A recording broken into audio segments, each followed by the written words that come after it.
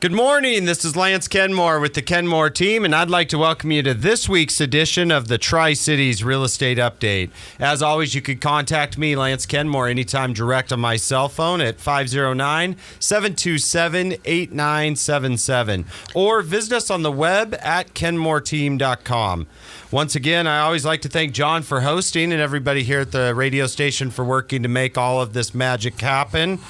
Mr. John McKay, how you doing over there? Would you rather have snow or this rain? I am going to say rain. Okay. I like to live in the Tri-Cities because normally there are few and far between of these rainy days. Yes. But we have had a lot this winter, I will say, but as far as being totally real estate selfish, I'm going to go with the rain because we can actually still take decent pictures. Yes. And so we're able to get our listings on and stuff like snow pictures. Unless you live in like Aspen or Breckenridge, snow pictures just don't do it for our listings. Like it is not something that we're after. So, I was just going to ask if you've ever been to Ketchikan, Alaska. No, but I do. I've had family members go on cruises up there. I've had friends go on fishing up there. That's how our weather has been. The fog and the rain reminds me of that. And you've been? I've been to Ketchikan. Okay, yes. I haven't. And I also watch Gold Rush. I don't know if I should admit that, but my wife makes fun of me. I love that show. Shout out to Parker, and plus there's some local Tri-Citians that have been on the show as well with Fred. So anyway, total side note, McKay, you got me off on Gold Rush. But I have not been. So it's like this, huh? The weather-wise? Reminds me, Okay. The fog, the cloud, the cold, or a really bad day in San Francisco. Well, I'm looking forward to us getting back to our Tri-City classics, clear days with no rain. But I will take it. It is warm. We saw the 50s earlier this week. It feels good, and that starts an early spring real estate market. Like, I know it's crazy to say that on this show, but here we are the first week of February. And when the snow melts and the weather gets decent, those days we get into the 50s, our market starts to have an early spring market and tick up. And that's happening. We're seeing that with the number of phone calls and leads coming in and houses going on the market. But McKay, you know, I always like to start off the show with a crazy real estate story. Now this one's local to Washington, okay? And we don't every now and then we get a few of these, but not too often. So the house where Amazon began came on the market. This is from SeattleTimes.com. Came on the market last week. And so you know that Bezos started that in a garage. Yeah. In this house in Seattle. It hit the market last week for $2.8 million, which I really thought, or 2.28, which I really thought isn't that bad. And so, of course, it was, being in real estate and advertising, the listing agents very awesomely did a hand-painted Amazon.com sign that they put in the garage for the listing photos. It's not the original, folks. I'm sure Jeff has that hidden away somewhere. Yeah. But you could buy this house for $2.28 million and then have the house and the garage where Amazon began. And so it's interesting. This house It was sold in 2019 for $1.5 million. Okay. The current owners live in California, but they've been renting it out. It was fun to see the listing agent that listed the house, and I love this, and we're going to talk a little bit about this today, said that he did not factor the Amazon history into the listing price. He said he just ran his normal comps, put it on the market, and they've had a few showings already. Some of them from people that own businesses that are like suppliers for Amazon. And so they thought that would be cool to invite people over to the house to see where it all began. So we will keep an eye on it. That is 10704 Northeast 28th Street in Bellevue, Washington, on the market for $2.28 million. That's going to get you 1,540 square feet and the garage where Bezos started Amazon. So, wow. So I thought that was a pretty cool celebrity story this week, pretty much in our own backyard. Now, for a local real estate story that we pay close attention to, John, I'm going to take you to The Fed. And the Fed met this last week, and it was the interest rate meeting, and they held interest rates the same. There had been a lot of speculation over this meeting, but basically when you look at it, yes, the inflation number was down some, but it was still about 2.5 percentage points above where the Fed wants to see it at. A lot of people had been speculating on when rate cuts were going to happen, if rate cuts are going to happen. Most of the language coming out says that we expect there to potentially be rate cuts later in the year. One of the economists that I follow pretty closely, Elliot Eisenberg, he released a statement that said, while they didn't lower the rates this last week, they suggested cuts were on the way. Powell gave markets no indication that cuts were imminent, but simultaneously provided the Fed with strategic ambiguity as to when they'll start cutting rates. So they're holding it close to the chest. What we did see, though, and what we can look at, what did the markets do after that happened? We saw a small improvement in rates this week. And I mean, just throwing out an average there, roughly 6.5 to a little bit higher on the percentage rate is where we've been seeing rates hold the last couple of weeks. Any sort of trend indicating that they're going down is helpful versus what we saw at the end of last year at 7.5 and even higher. So positive news for the markets. Most of the rates I saw quoted at title and escrow and at closing as we were signing loan docs this week were down from what they were a month ago. And so I love seeing that information out on the market. Well, John, I get excited about this show today because I geek out on these numbers, like real estate numbers. Like I'm total nerd on this stuff. And I now have all of the numbers and data that I need from 2023 to be able to have what's one of my favorite shows is when we really start to look at the exact numbers for the Tri-Cities market and what went on.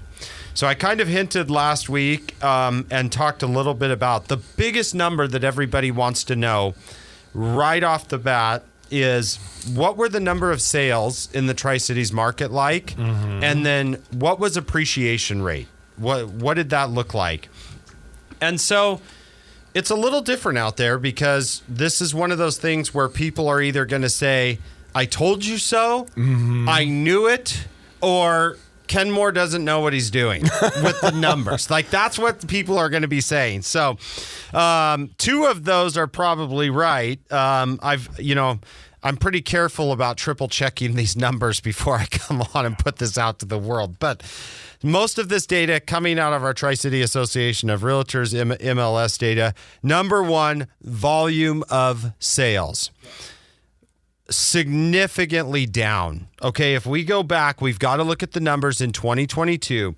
In 2022, we had 3,886, so almost right around 3,900 sales. And that was a down year because if I take you back even a little bit further to 21, we hit 5,000 sales on the market. So we'd already been down. This year, number of transactions in the Tri-City MLS coming in at 3,171. So that's down almost 18% in the number of transactions in the Tri-Cities market. That's significant when we look at that because when we're down almost just a little over 18.5%, and then you look at our number of transactions the previous year, we're down about 20%.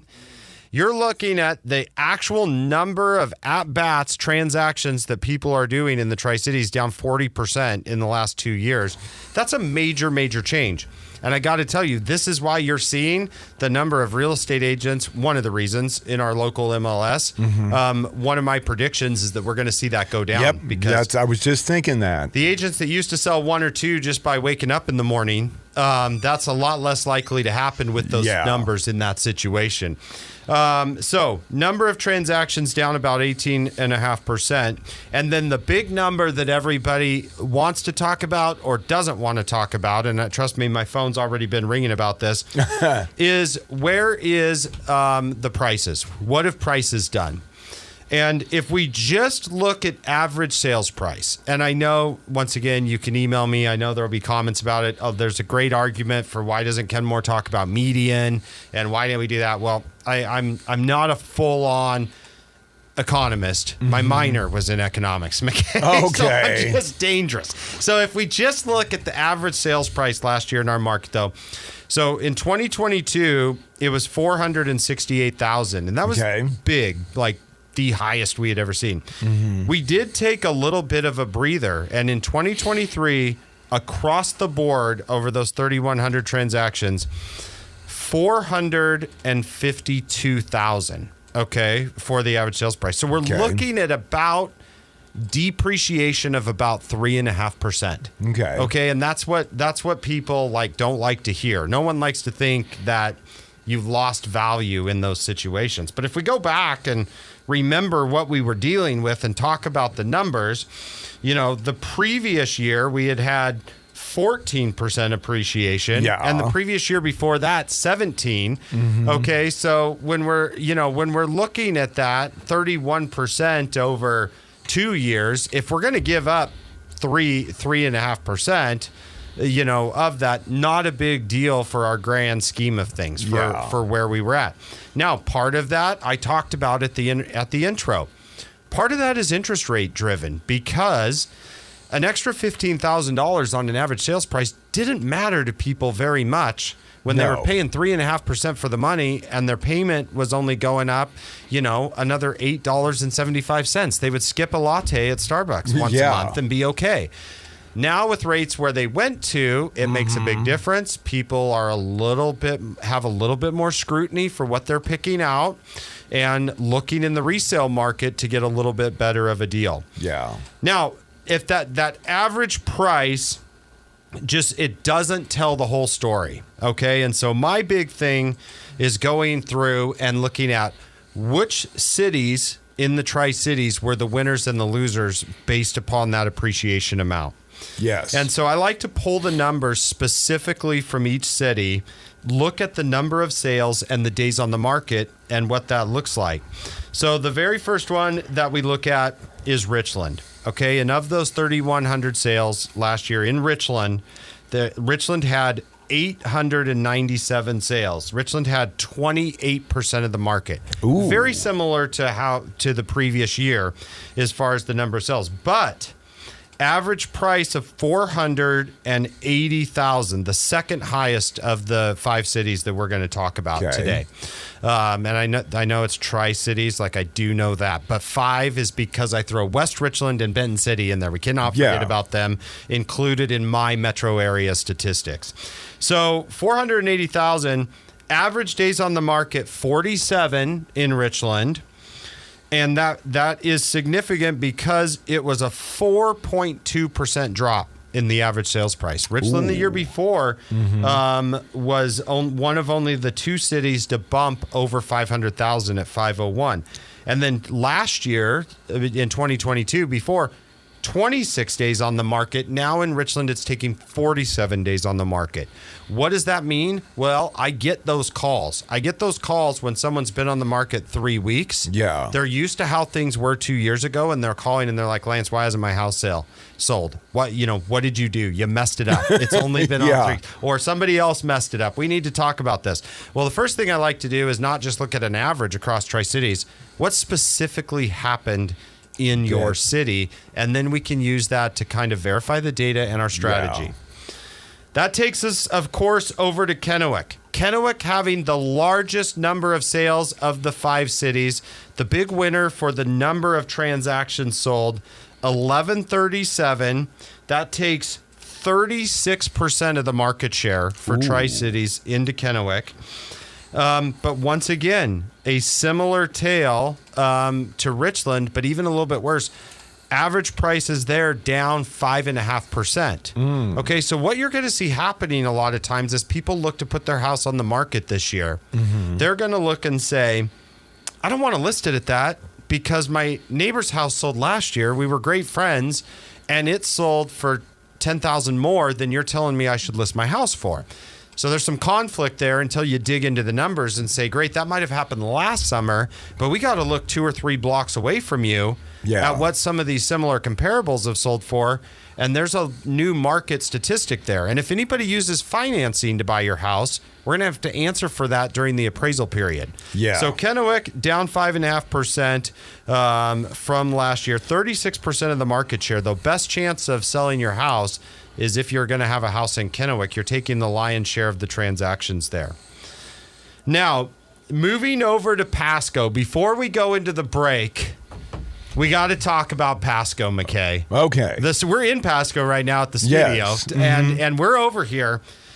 And you know what? I feel like just a winner sitting here in the studio because Pasco was also the winner. Oh. Pasco, if you look at values and what happened last year in Pasco, 770 sales, 24% of the market. The year before in Tri-Cities, they were only 22%. Okay. So they gained market share. Average price, $456,000. The only one of the 5 cities that we're talking about, positive price appreciation. Interesting. Pasco appreciated 2.5% last year. Positive price appreciation. So you start to look at what went on there. So the question people ask is, why was that? What happened in that situation?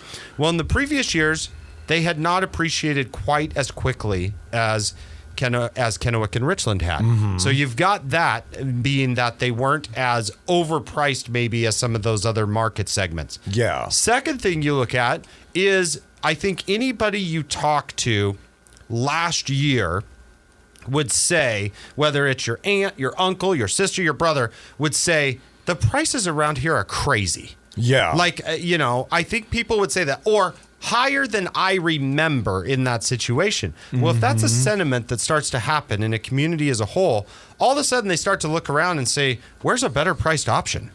And so what they do is they look over and they're like, well, that same house over in Pasco for square footage, that looks like a better priced option. Can you take me across the bridge? Does your car go across the bridge, Lance? And so they're going to say, can you take me across the bridge and show me that house? You get over there. Gosh, this is a great house, a great value. It drove sales into Pasco. The other thing you have going on is Pasco had less new construction the last couple of years. If we go back 6-7 years, we see building moratoriums. We see higher priced lots. Well, when the market segment catches up to that, they're back to developing again. We've all seen what's going on in West Pasco and new subdivisions. Yeah. All of a sudden, those are open.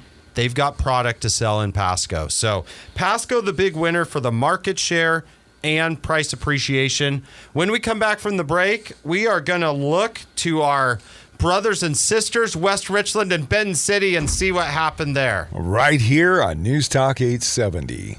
Welcome back to the Tri-Cities Real Estate Update. Today we have been totally geeking out on our numbers. Market numbers for 2023 are all in and tabulated.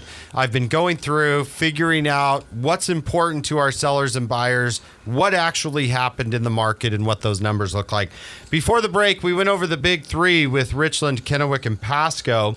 Now we're going to take on the 2 other markets I include in our metro area for these statistical purposes, and that is West Richland and Benton City. So if we go over to West Richland and look at what went on there, that market had 247 sales. Okay, so it's not as significant. We just talked about Kennewick before the break at 1,100. So 247 sales in West Richland, that's 8% of the market, which is statistically, percentage-wise, the same as 2022 was. Average sales price here, though, for West Richland coming in at $483,000. Now, mind you, that is the highest of all 5 of the city metros that we look at. But with the highest sales price also comes some issues, meaning they also depreciated faster than they did before, because the year before they set the record at $515,000 on 315 sales. So West Richland house values and resales there coming in about 6.2% lower than the previous year when we're looking at the averages.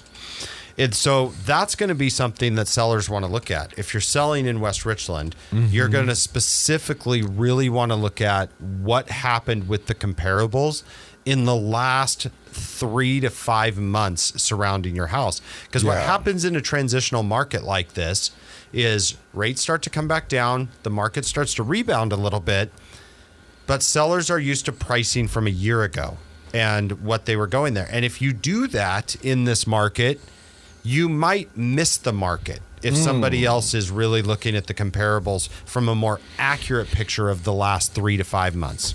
So just make sure, sellers, for evaluations like that, if you have any questions, go to kenmoreteam.com, give us a call. But you want to pay attention to that. Last but certainly not least, we love to sell in Benton City. Benton City coming in with 4% market share, down 1 percentage point from the previous year. Average sales price here, you talk about getting more bang for your buck. Okay. Benton City, which there's some great wineries out there, McKay. So if the drive's a little bit longer, I'm okay with that. Yeah.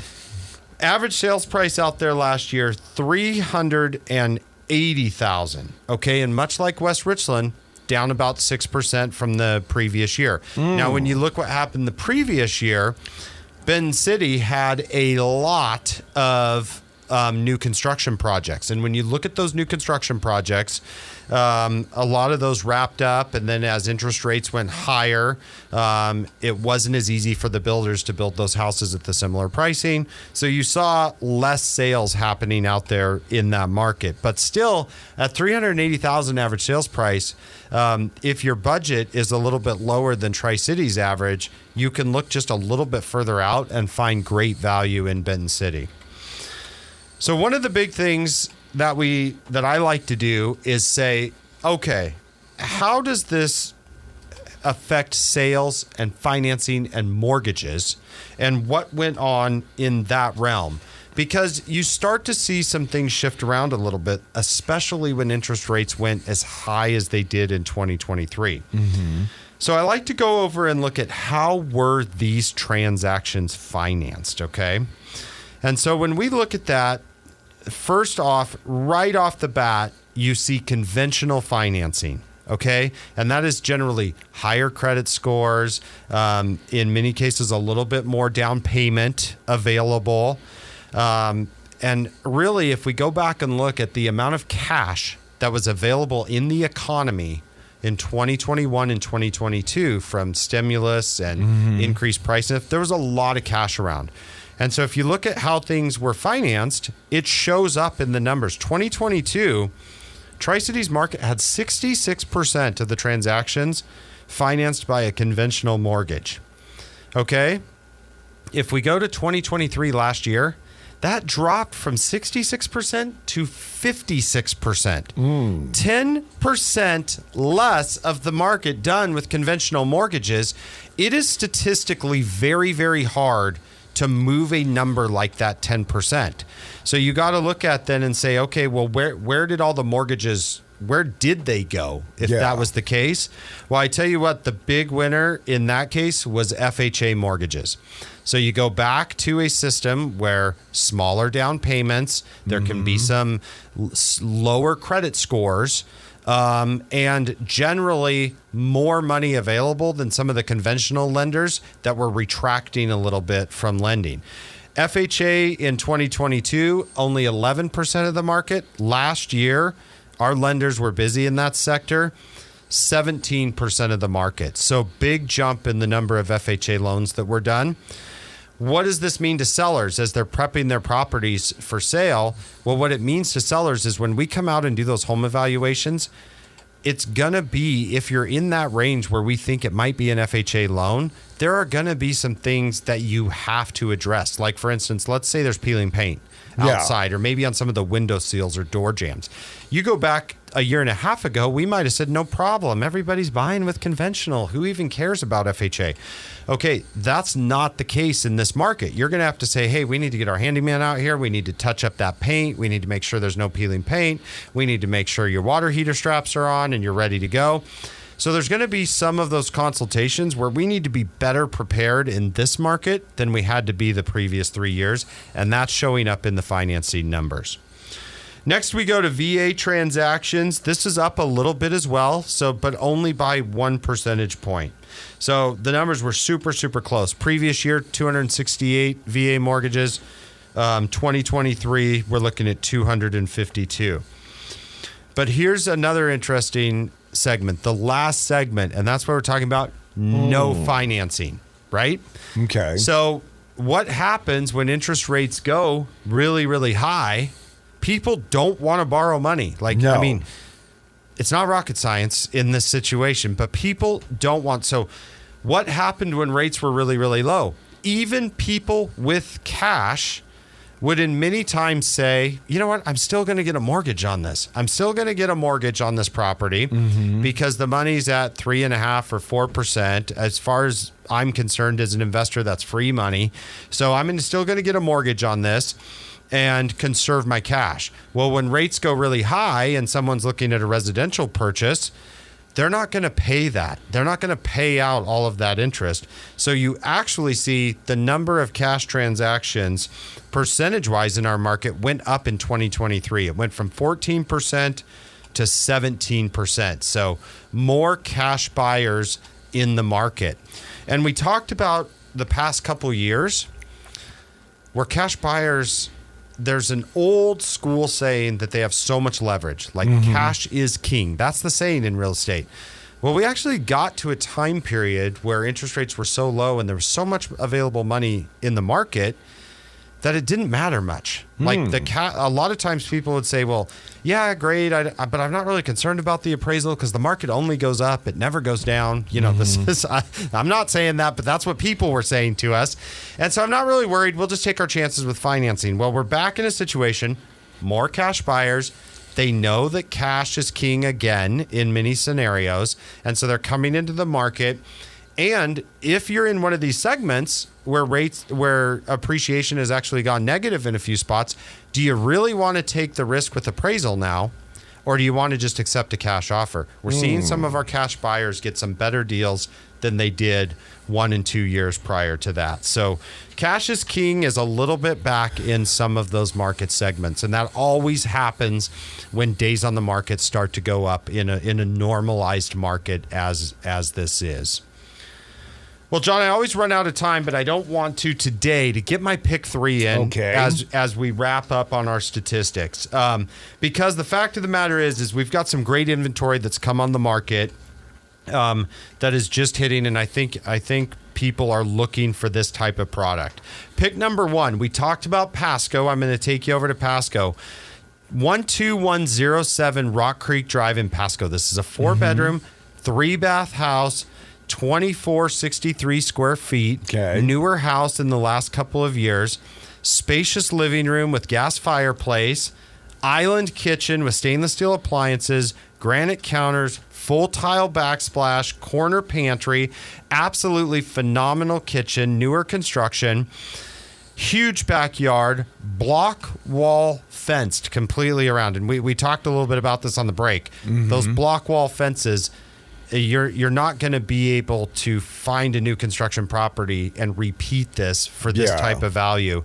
That's coming out there in West Pasco. Huge backyard, fire pit, covered patio pad poured for a future above ground pool. And this is all coming in at $779,900. So to find a house built in the last couple of years in this good condition with everything done for you, pick number 1, Rock Creek, fantastic. Pick number 2, I'm going to take you out to Canyon Lakes to an absolute stunner out there. 3702 West 42nd Avenue. This has an unobstructed view of the Tri-Cities. People know that Canyon Lakes Hill and the view you get at Tri-Cities. Tons of extra storage. It's got a yoga studio in there, sport court, and an in-ground heated pool. And that sounds really good right about now with this type of weather. Yeah. Hardwood and tile flooring in the great room with gas fireplace, large picture windows taking advantage of that view.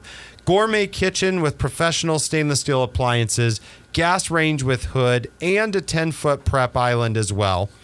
Lower level family room with wet bar and gas fireplace. And this executive style house coming in at $899,000. $900. Wow. And then pick number 3, McKay. Here's something we get a request for a lot. I'm taking you out to West Richland, 101904 North Harrington Road. Now, this is a 4-bedroom, 3-bath, 3,000 square foot house. But get this, 2 parcels totaling 2 acres with an in-ground pool and a 40 by 30 shop. So these are already split. So what does that mean? For those that are looking for value added, we talked about house hacking is going to be a new theme for 2024. Here's a property that someone could move into, a builder, maybe someone that just dabbles in building occasionally. They could move into the main house as their primary residence. You're getting a free lot that comes with it. And then you could build another house out there, maybe ADU type style or smaller house on the other lot, already separated and ready to go for that situation. The main house that you're getting already, beautiful hardwood flooring, fireplace with adjacent library and study, awesome bright kitchen, granite counters, prep island, tons of counter space, fenced backyard. Also, this property with an in-ground pool, tons of patio space, and a lot to build your future home on right beside you. And that's $725. Ooh. There's value there. If you took the price of that lot out of there that you could get in that area of town, let's just throw a fictitious number out there and say that we take $150,000 off of that price. Then I've got that house now down below $600 for you, the actual house for that. You can't repeat this. So if someone was looking for a situation like that, I would definitely look at pick number 3. Well, McKay, if all the listeners, I'm sorry for the ones that we bored to death with the statistical numbers, but they're very important to how we do our business and what we do. If anybody has any questions how that relates to their individual value, go to kenmoreteam.com. Look us up. We are going to be out there doing evaluations, rocking into our early spring market. And of course, we'll be right back here next week. Right here on News Talk 870.